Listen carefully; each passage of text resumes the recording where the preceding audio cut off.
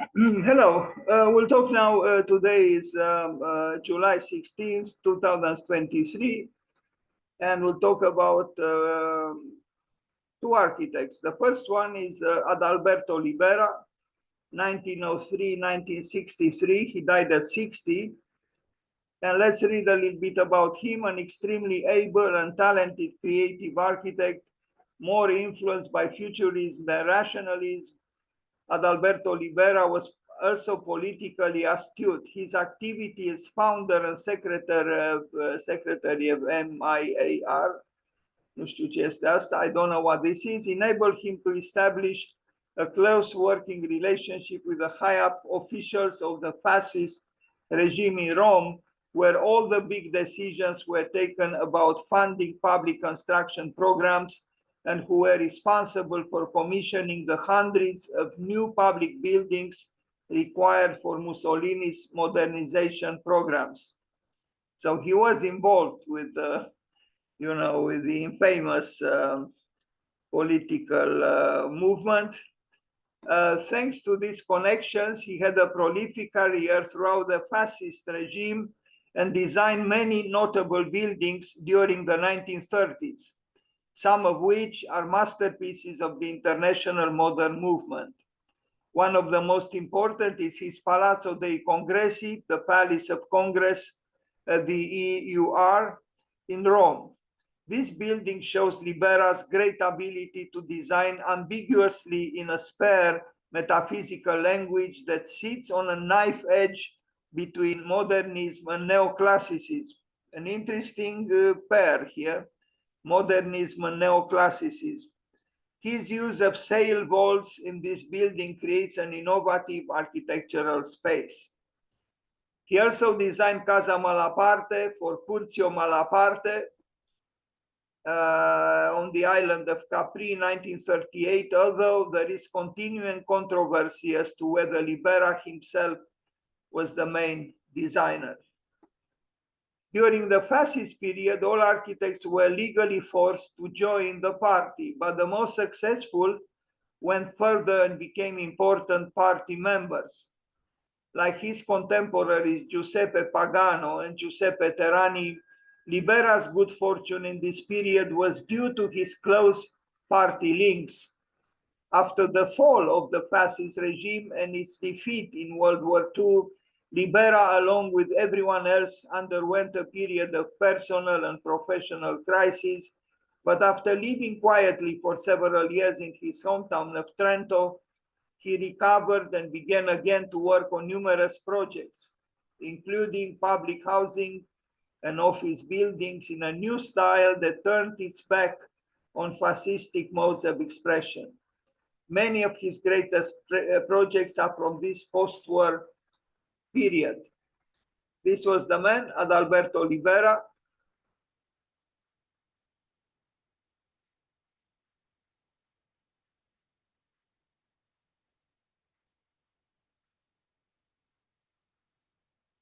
Il Palazzo delle Poste di Via Marmorata a Roma con Mario De Renzi, the palace of the postal office. And it is a palace, but modernistic.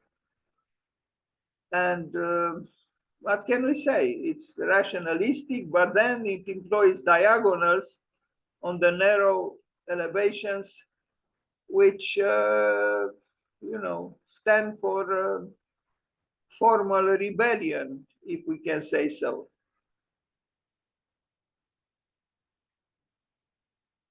Adalberto Libera, at the conjunction between modernism and neoclassicism. Palazzo delle Poste, le Pietre di Roma. Adalberto Libera.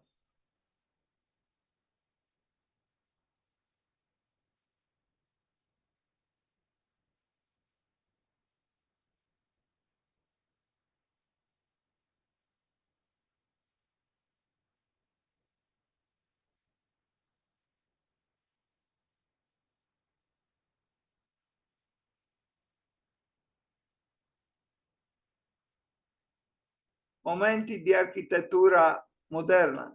But are they moments or monuments? Palazzine a Ostia Mare, 1932-1934.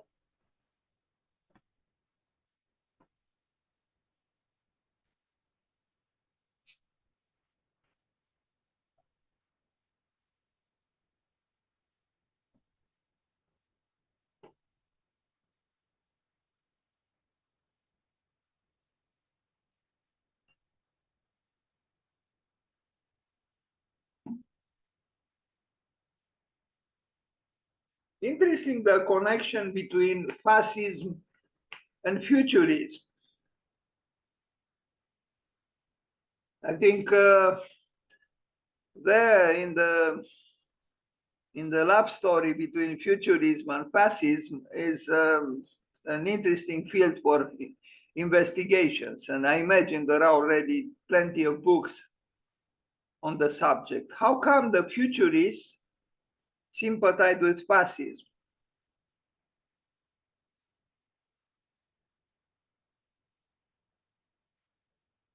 Well, the futurists loved war, starting with Filippo Marinetti. And look at these balconies. They are outgoing. There is a certain emphasis on attacking.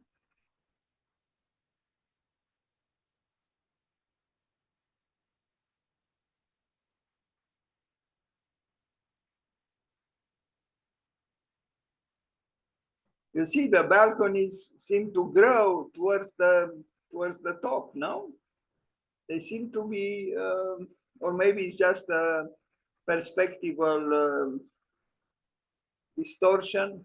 Scuola Elementare, Raffaello Sanzio, a Trento, 1931-1934. Diagonals again.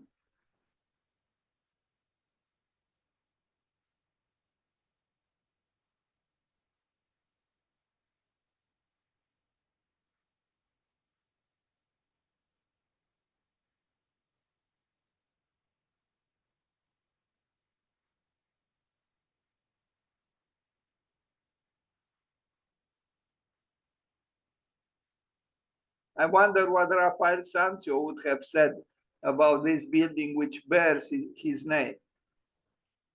By the way, of Raphael, I just remember that Picasso said that he learned to paint like Raphael in 4 years, and it took him a lifetime to learn to paint like a child.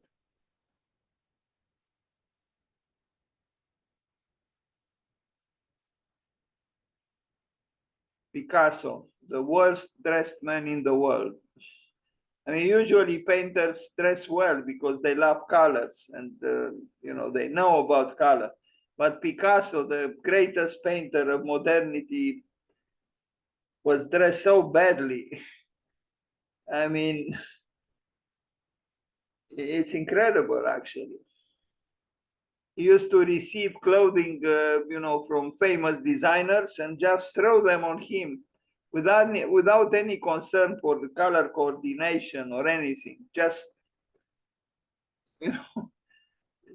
making a fool of himself with the way he was dressing. The great Pablo Picasso. Il padiglione italiano per l'esposizione mondiale di Chicago, 1933, again with Mario De Renzi. This is the model. Adalberto Libera, a sympathisant of the fascists, receiving commissions from them.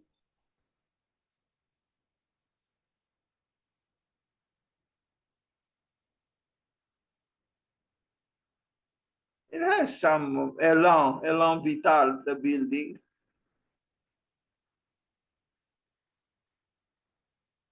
And it's interesting that actually, these architects who sympathized with the fascists actually promoted a modern architecture or a modernistic architecture. And the fascists, the Italian fascists, loved it. As opposed to Hitler, in Germany, there was a different kind of architecture promoted. Il Palazzo del Littorio a Roma, Concorso. No pictures, il padiglione italiano per l'Esposizione Mondiale di Bruxelles, 1935. Look at it. Not the most modest building in the world.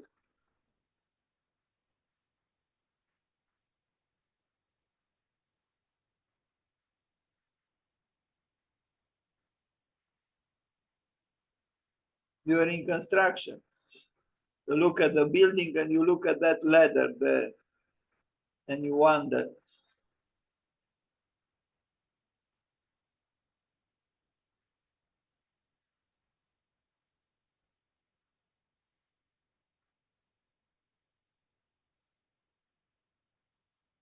Now look at the car on the right side, the lower part of the picture, and look at the building. What do they have in common? The building is modernistic, but the car,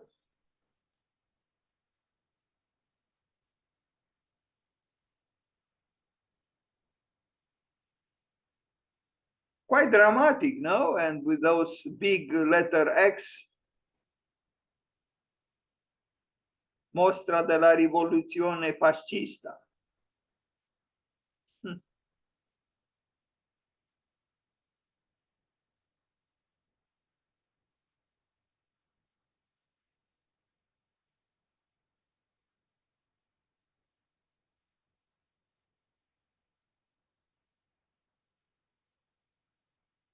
Il Palazzo dei Congressi, 1938.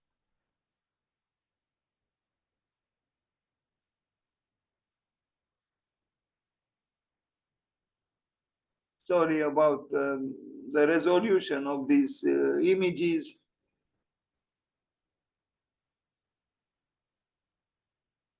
A floor plan.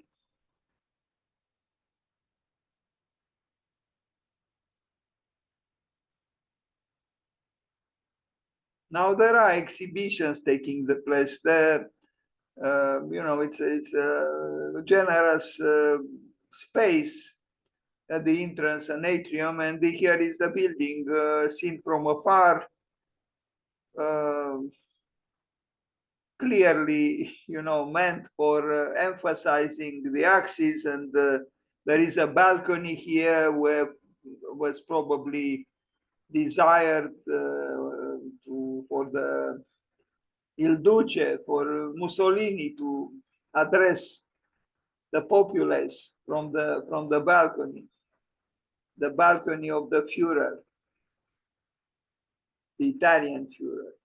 So that's not quite a Führer. Here we see the atrium employed for an exhibition space for modern art.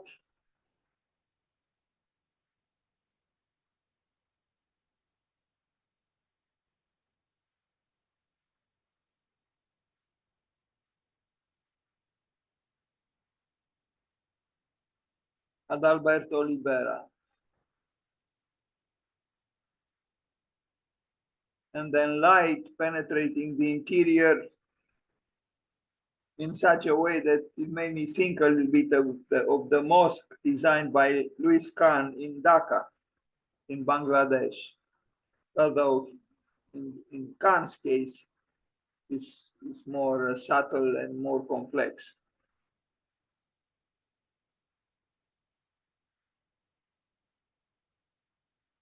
And then Baudelaire murmuring, les nuages, là-bas, les merveilleux nuages, the clouds, the beautiful clouds. Yes, they are beautiful. And then the balcony for the leader to invite the populace towards what?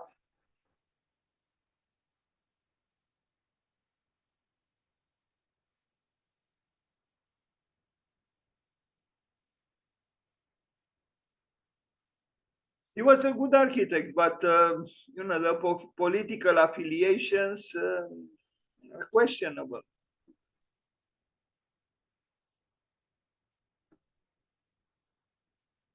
Now we arrive at this very well-known work, Villa Malaparte in Capri.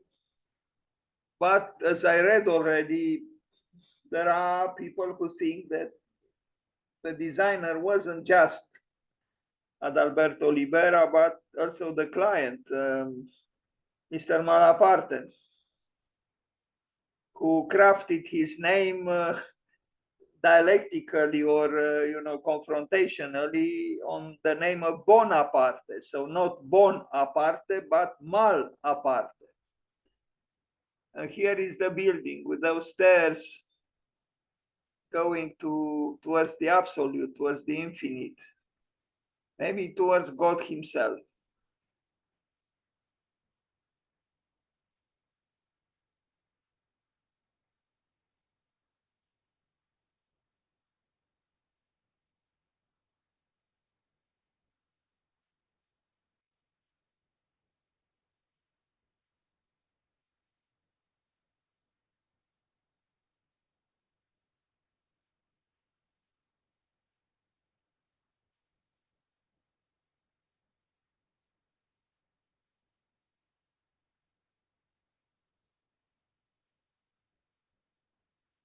A spectacular setting indeed.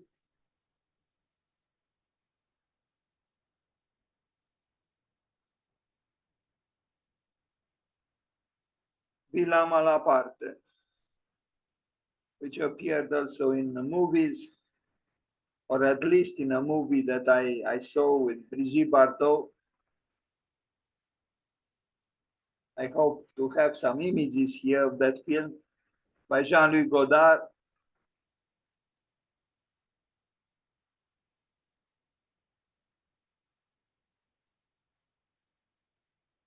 Now these stairs might puzzle the functionalist because they don't lead to a specified, measurable destination. They are almost steps towards the sky.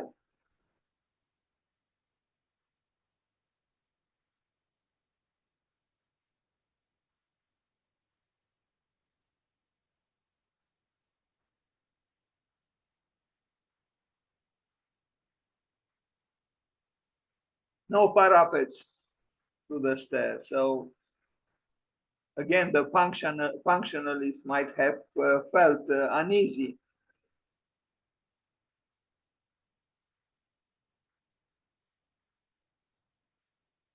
And indeed, you cannot use parapets on the sides of a stair which leads you towards the sky or towards the infinite or towards the absolute or towards God himself. Some views from the interior, very spectacular. They are almost like giant artworks, these windows, and then you see the dramatic landscape.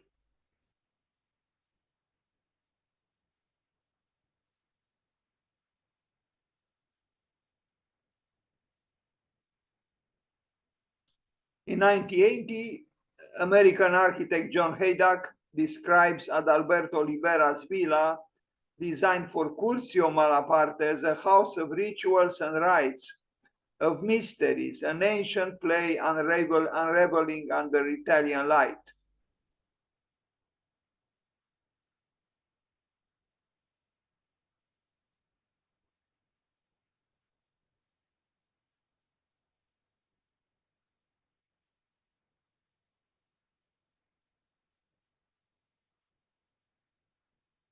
Libera's Malaparte house is private.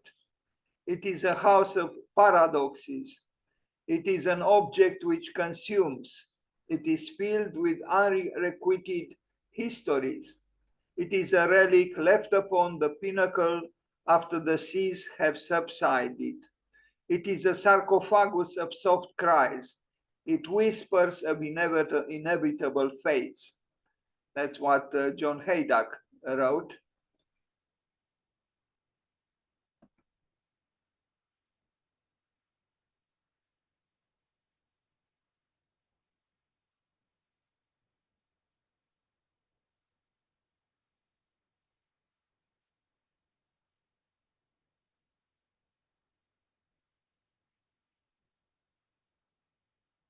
Casa Malaparte, the house that all fashion brands want. And here it is. Malaparte plus passion equals success. And if the sunset or the sunrise pop up too, all for the better.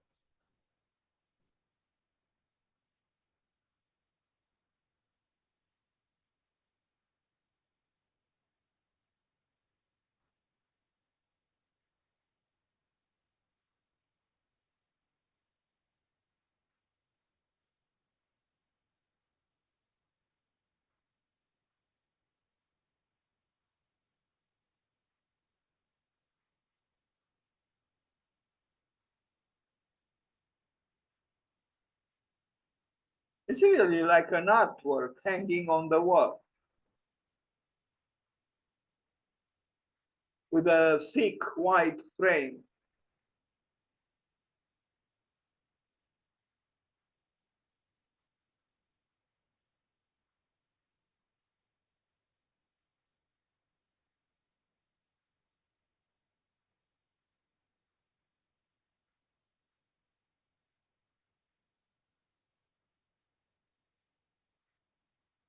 Le palazzine in via Pessina, Cagliari, no pictures, unità d'abitazione orizzontale al quartiere tuscolano di Roma, 1950-1954. We read it for after a few years of being, absent, so to speak. He came back and he built some interesting things, but no picture. Another pavilion. This one we have, I hope, yeah, we have some pictures. Also in Cagliari, 1953, a pavilion.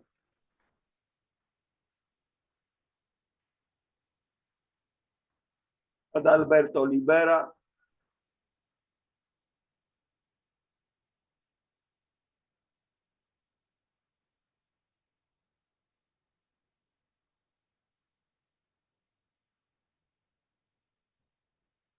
Il cinema, I don't know how to read it in Italian. I'll try in English, around, but it's not in English. In Rome, 1955. Quite an interesting cinema. But cinemas today are almost irrelevant. In fact, Michelangelo Antonioni, the great Italian film director, said that our private screens become larger and larger in our own homes, and then the screens of the public cinemas become smaller and smaller.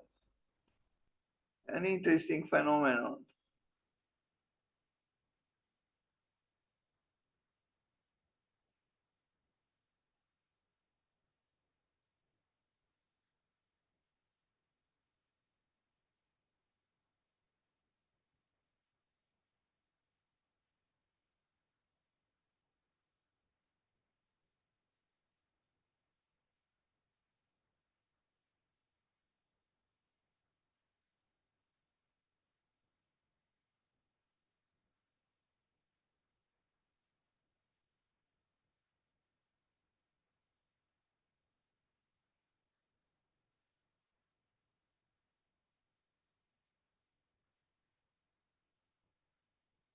Quite a remarkable interior. Womb-like. It could have been a cathedral. The cathedral of the moving image.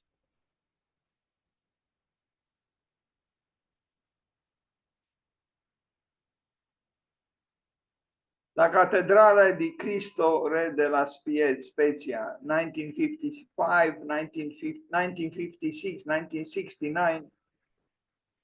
I don't know what to think about this building. If that cross was not there, I don't think too many people would have thought it's a cathedral.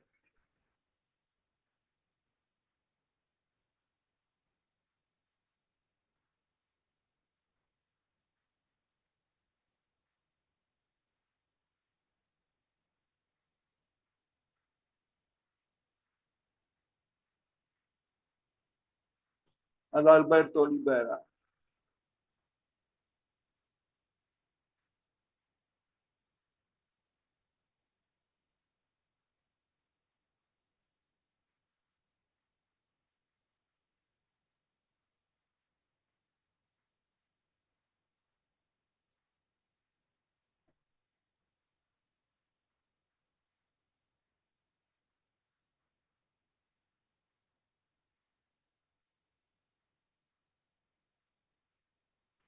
the round cathedral. It almost looks like a sports arena. They could have, and I know I'm cynical now, wrestling matches inside, or a boxing event inside the cathedral, surrounded by chairs with applauding people.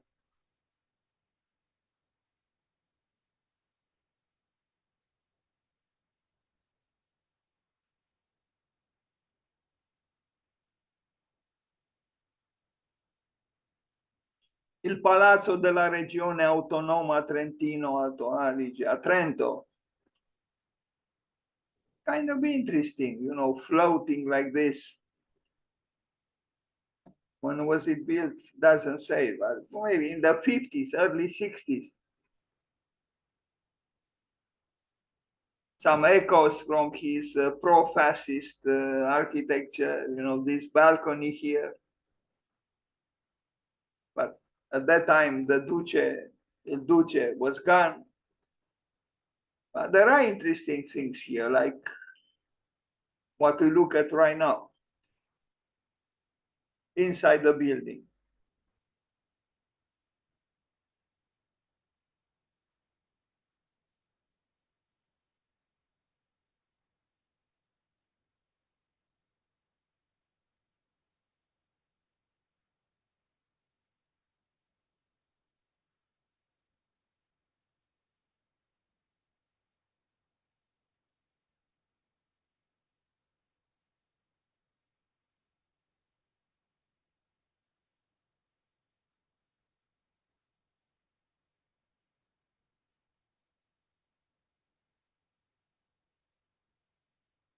Okay, so we'll go now for a short discussion, and then we'll see